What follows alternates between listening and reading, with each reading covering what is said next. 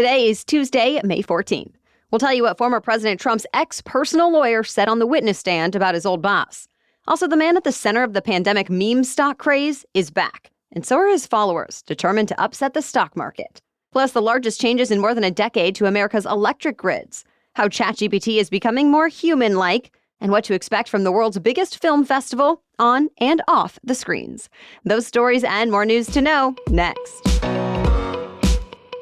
Welcome to The Newsworthy. All the day's news in around 10 minutes. Fast, fair, fun, and on the go. I'm Erica Mandy. Thanks so much for being here. You ready? Let's do this. A man who was once one of former President Trump's closest confidants has now offered testimony that prosecutors believe will be used to convict him. Trump's ex-personal lawyer, Michael Cohen, took the stand in the criminal hush money case yesterday. And as expected, he told the jury he made a $130,000 payment to an adult film actress in 2016 to keep her silent about an affair she had with the former president. He said Trump instructed him to do so and promised to reimburse him. Now, as you know, this whole case is over whether Trump broke the law by falsifying his business records to pay that reimbursement. On top of listening to testimony yesterday, the jury also got a look at Cohen's phone records, text messages, and a bank statement, which showed payments from the Trump Organization's longtime CFO, Alan Weisselberg, though it was listed as if it were for something else. Trump says he had nothing to do with it and did not have the affair. And Trump had plenty of support in court. He was joined by a large entourage of GOP lawmakers. During breaks, they went outside to talk to the cameras and denounce the testimony that they had just witnessed. Many reports say they've decided to show up to speak for the former president, since a gag order has limited Trump from being able to say too much himself. Trump's legal team is set to question Cohen today, so we'll, of course, update you. Another United Nations staff member was killed yesterday while traveling in a marked UN vehicle in southern Gaza. For now, the Israeli military says the incident is under review. So far, about 200 UN workers have been killed in Gaza since October 7th, including the worker killed yesterday, making this the deadliest conflict for UN workers since the agency began monitoring staff casualties. And the United Nations says, overall, about 35,000 people have died in Gaza since the war began, a number that includes militants, civilians, and aid workers. Though yesterday, the UN updated the number of women and children estimated killed, saying it is a smaller fraction than originally reported. Over in Israel, ceremonies were held yesterday commemorating fallen soldiers, some killed by Hamas militants on October 7th, and hundreds more killed in the fighting that's been happening since. There were also protests from critics who blamed the Israeli government for the security and intelligence failures that allowed the attack to happen in the first place, and for not being able to reach a deal with Hamas to release hostages. Months of international ceasefire and hostage talks have hit a standstill. Well, back in the U.S., it's another election day in 3 more states. Voters in Maryland, Nebraska, and West Virginia will be voting in competitive primaries. In Maryland, one of the highest profile races is for Senate, since the current Democratic senator is retiring. It's become one of the most expensive races in the state's history, with most of the money going toward a contentious Democratic primary that's expected to be close today. Whoever wins will likely face the Republican former governor Larry Hogan, who is pretty popular, making it a competitive race this November as well. West Virginia and Nebraska also have primaries for Senate seats. But since Republicans are expected to win both of those states in November, all the attention is really on the GOP primaries today. In Nebraska, the incumbents are expected to win. But in West Virginia, it's up in the air, with some traditional conservatives in D.C. supporting one candidate and ultra-conservative hardliners supporting the other. There are many other races, too, like for West Virginia's governor, Baltimore's mayor, several seats in Congress, and so on. Of course, all 3 states will also host presidential primaries, even though President Biden and former President Trump have all but locked down their nominations. Federal regulators have decided to overhaul America's electric grid. The Federal Energy Regulatory Commission approved rules designed to expand the construction of big power lines and bring more renewable energy to the U.S. It comes in response to recent warnings that not enough high-voltage power lines are being built these days. Experts say that put the U.S. at risk of blackouts from extreme weather and makes it harder to cope with rising electricity demand. Plus, there's a long backlog of new power projects, mostly wind and solar, because of delays in their ability to connect to the grid. And this rule is expected to help that. The commission says a lot of these problems go back to operators who rarely plan for the long term. So the new rule does require grid operators identify needs 20 years into the future. They will have to look into supply and demand and the benefits of new transmission lines, Plus, they'll have to develop methods for splitting the costs among states and businesses, and a lot more. Supporters say all this will result in more transmission capacity that can deliver cheaper electricity. But critics argue the rule would clash with local regulators who already oversee utilities. And they worry it could force customers to pay for new transmission lines, even when the lines don't provide any meaningful benefit to them. So legal challenges are expected. And it could take years for the new rule to really have any effect. More news is still coming up, but first, this episode is sponsored by ZocDoc. If there's one place to have high standards, it should be for your doctor.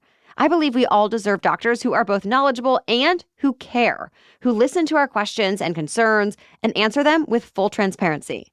If you need to look a bit more to find that kind of doctor, check out ZocDoc. ZocDoc is a free app and website where you can search and compare highly rated in-network doctors near you and instantly book appointments with them online. You can filter specifically for ones who take your insurance, are located near you, and treat basically any condition you're searching for. And these docs all have verified reviews from actual, real patients. So we're talking about booking appointments with tens of thousands of top-rated, patient-reviewed, credible doctors and specialists. I check ZocDoc whenever I'm looking for a new doctor, and I appreciate how easy it is to search and use. So go to ZocDoc.com/newsworthy and download the ZocDoc app for free. Then find and book a top-rated doctor today. That's ZocDoc.com/newsworthy. ZocDoc.com/newsworthy. Now back to the news.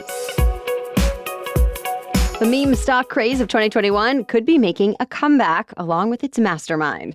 The man at the center of the original movement, who's known as Roaring Kitty, or Deep Effing Value, appeared online for the first time in 3 years.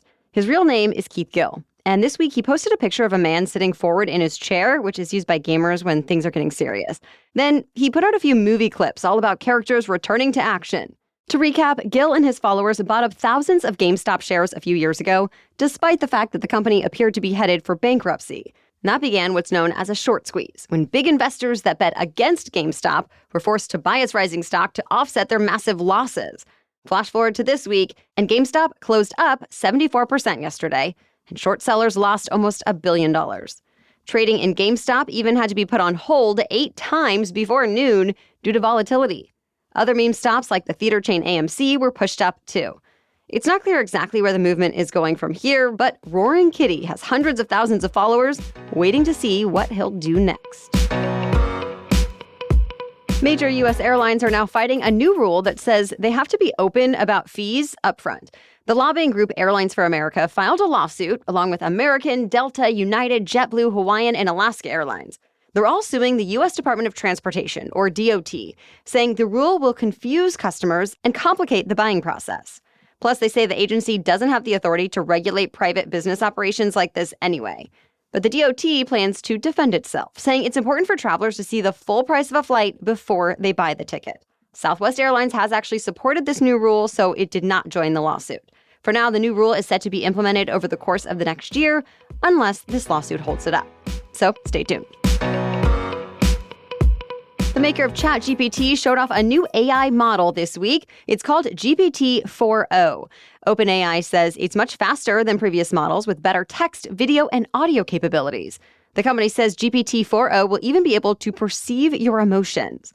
In a demonstration, a team asked it to analyze a user's facial expression to comment on emotions they could be feeling. One researcher showed off how the model could tell a bedtime story and asked it to change the tone of its voice to be more dramatic, then asked it to sing the story. And GPT-4o is apparently so fast, the response time is similar to how other humans talk to each other. The upgraded features are rolling out to ChatGPT users now. By the way, even more artificial intelligence announcements are expected soon. Google is holding its giant flagship conference today. On top of AI advancements, reports say there could be updates to Android, Search, and Assistant. Plus, there could be some new hardware devices coming out. Things kick off at 10 a.m. Pacific time. The world's most prestigious film festival is rolling out the red carpet this week. The Cannes Film Festival kicks off today with screenings, press conferences, and glamorous parties with big stars. And there are a lot of highly anticipated movies expected to debut. For example, Furiosa, a Mad Max saga, which is a prequel to the Oscar-winning Mad Max Fury Road. Legendary director Francis Ford Coppola is also making a comeback with a new film called Megalopolis, starring Adam Driver. Then there's The Apprentice, which is seen as a political origin story of former President Trump. And those are just a few of the most talked about movies so far. There's also some real-life drama that could be on display. Festival workers have threatened to strike over proposed changes to French labor law. Plus, there could be some bombshell Me Too allegations. Reports say there are 10 industry figures accused of sexual abuse, and a list of their names could be released this week. For now, though, the show is set to go on as planned. The WNBA's new season tips off today. And with that, we'll get to see how much the Caitlin Clark effect carries over to the pros. As you know, while she was in college, Clark secured all-time scoring records and contributed to all-time attendance and viewership records, too. Now, she's making her regular season debut with the Indiana Fever. Already, the Fever have seen a lot more interest than usual in their games. But Clark isn't the only player with a large following. There are other big names coming in as rookies. Plus, there's a lot of hype around the Las Vegas Aces, who are hoping to get a third championship in a row this year. So the crowds and attention just keep growing. The league has already addressed that somewhat by funding full-time charter flights for the first time. Players are also considering opting out of their collective bargaining agreement this fall. So we'll keep you updated. That's it for the main news today, so now it's time for Trivia Tuesday, when we ask a different trivia question every week. But first, a quick break to talk about our sponsor. Mother's Day may be over, but it's not too late to treat yourself with the essentials you actually want to wear. Ever since becoming a mom, comfort means even more to me. I need to be able to run around with my toddler, but I also still want to feel like my stylish adult self. Honeylove has revolutionized everything from leggings and tanks to shapewear and bras. For example, I basically live in Honeylove's Legging 2.0. The fabric is super soft and stretchy and breathable. The side pockets are the convenience that I need on a daily basis. And the shaping panels give me the support and look that I want. Honeylove is not just supporting women, it's empowering women. Treat yourself to the best bras, leggings, and more, and save 20% at honeylove.com/newsworthy. Again, use our exclusive link to get 20% off, honeylove.com/newsworthy, to find your perfect fit. And after you purchase, they ask you where you heard about them, so please support our show and let them know we sent you. You deserve this. Free the pain and discomfort. Keep the support with Honeylove. Okay, now back to Trivia Tuesday. Today's trivia question is, before embarking on a solo career, Beyoncé was part of what R&B group? You can play along with us in our weekly roundup email that comes out each Friday. As for last week's trivia question, who did the U.S. buy Florida from? The answer is Spain. Spain actually owned Florida for 3 centuries, from 1513 to 1819. But then, about 200 years ago, the Spanish foreign minister, Luis de Onís, and America's then Secretary of State, John Quincy Adams, signed the Florida Purchase Treaty. It's long been reported that the U.S. paid $5 million for Florida, which would be worth about $111 million now. Formal American occupation began in 1821, and the hero of the War of 1812, General Andrew Jackson, was appointed military governor. Florida was officially organized as a U.S. territory in 1822, and the rest is history. Thank you so much for listening and making us part of your daily routine. We will be back with another news roundup for you tomorrow. Until then, have a great day.